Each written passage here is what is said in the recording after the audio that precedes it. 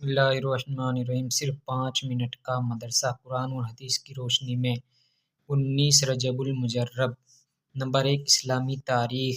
حضرت حمزہ رضی اللہ عنہ کی بیوی اور بیٹی عمارہ۔ حضرت حمزہ رضی اللہ عنہ کی اہلیہ کا نام سلمہ بنت امیس تھا۔ ان کی بہن اسماء بنت امیرہ حضرت علی رضی اللہ عنہ کے بڑے بھائی جعفر بن ابی طالب کی بیوی تھی۔ حضور صلی اللہ علیہ وسلم نے ان بہنوں کے بارے میں فرمایا، یہ مومن بہنیں ہیں۔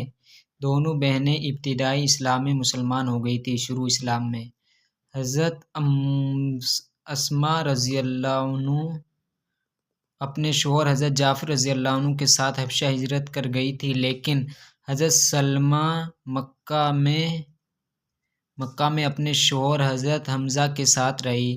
ان سے ایک بیٹی حضرت عمارہ بنت حمزہ ہوئی۔ جنگ احد میں حضرت حمزہ رضی اللہ عنہ کی شہادت ہوئی۔ جب مسلمان مدینہ لوٹے تو کمسن عمارہ اپنے والد حضرت حمزہ رضی اللہ عنہ سے ملنے دوڑتی ہوئی آئی۔ جو سامنے آتا اس سے پوچھتی، میرے ابو کہاں ہیں؟ صحابہ حضرت حمزہ رضی اللہ عنہ کی دردناک شہادت کو یاد کر کے رو پڑتے، جواب نہ پاتے، یہاں تک کہ حضرت علی رضی اللہ عنہ سامنے آ گئے۔ عمارہ رضی اللہ عنہ نے کہا، بھائی جان، ابو کہاں ہیں؟ حضرت علی رضی اللہ عنہ نے عمارہ رضی اللہ عنہ کو گود میں اٹھا لیا۔ تمام صحابہ اس بچی کے یتیم ہونے پر رونے لگے۔ چنانچہ حضرت حسان رضی اللہ عنہ چند اشعار سنا کر بچی کو تسلی دی۔ اللہ کی قدرت، انسان کی بناوٹ۔ اللہ تعالیٰ نے انسان کو بہترین اور خوبصورت انداز میں ڈھال کر ہر ایک عضو کو مخصوص انداز میں فٹ کر کے کسی نہ کسی خوبی کا حامل بنایا۔ آنکھوں میں دیکھنے کی صلاحیت تو کانوں میں سننے کی قوت، جہاں ہاتھوں میں کھانے پینے اور پکڑنے کی طاقت، وہیں پاؤں میں چلنے کی قوت اور دل و دماغ میں سوچنے کی صلاحیت، یہاں تک کہ معدے کو غذا ہضم کرنے کی صلاحیت دی۔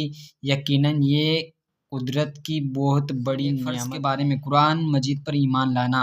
قرآن میں اللہ تعالیٰ فرماتا ہے، ایمان والو، اللہ کی ذات، اس کے رسول اور اس کی کتاب یعنی قرآن پر ایمان لاؤ، جس کو اللہ نے اپنے رسول پر نازل فرمایا ہے، اور ان کتابوں پر بھی ایمان لاؤ جو ان سے پہلے نازل کی جا چکی ہے۔ فائدہ: قرآن کریم کو اللہ تعالیٰ کی اتاری ہوئی کتاب سمجھنا اور اس کے حرف بہ حرف کو صحیح ہونے کا یقین رکھنا فرض ہے۔ نمبر 4، ایک سنت کے بارے میں۔ سفر سے واپسی کا سنت طریقہ۔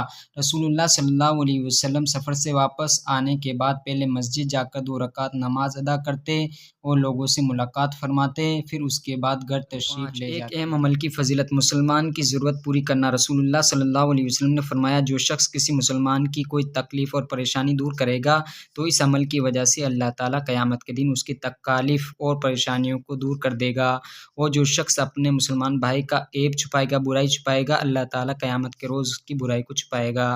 گناہ کے بارے میں۔ کسی گناہ پر راضی رہنا بھی گناہ ہے۔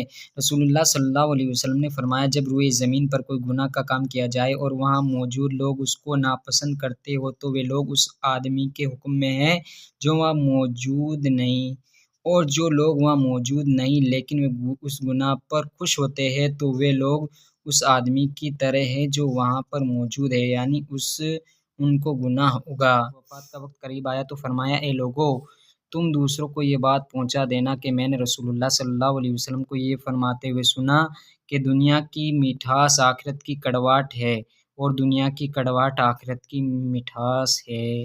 نمبر 8، آخرت کے بارے میں۔ خاص بندوں کے انعامات۔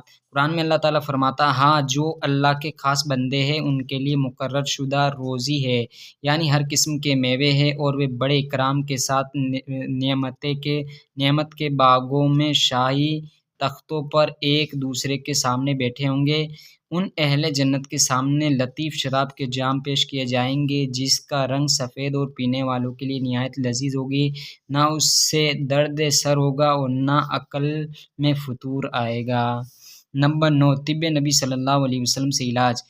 گیکوار اور رائی کے فوائد۔ رسول اللہ صلی اللہ علیہ وسلم نے فرمایا، 2 کڑوی چیزوں میں کس قدر شفا ہے، یعنی گیکوار الوا اور رائی میں فائدہ: گیکوار چہرے پر لگانے سے اس کو نکھارتا ہے، جلد ہی خشکی کو دور کرتا ہے، سر پر لگانے سے بال اگاتا ہے، جلے اور کٹے ہوئے نشانات کو دور کرتا ہے۔ اس کے استعمال سے شوگر کے مریض کو عافیت ہوتی ہے۔ رائی کا تیل دماغ کو قوت بخشتا ہے، مالش کرنے میں جسم کو چستی پیدا کرتا ہے۔ نصیحت: قرآن میں اللہ تعالیٰ فرماتا ہے، ایمان والو تم اللہ اور اس کے رسول کی اطاعت کرو اور شریعت کے مطابق فیصلے کرنے والے حاکموں کی بھی اطاعت کرو۔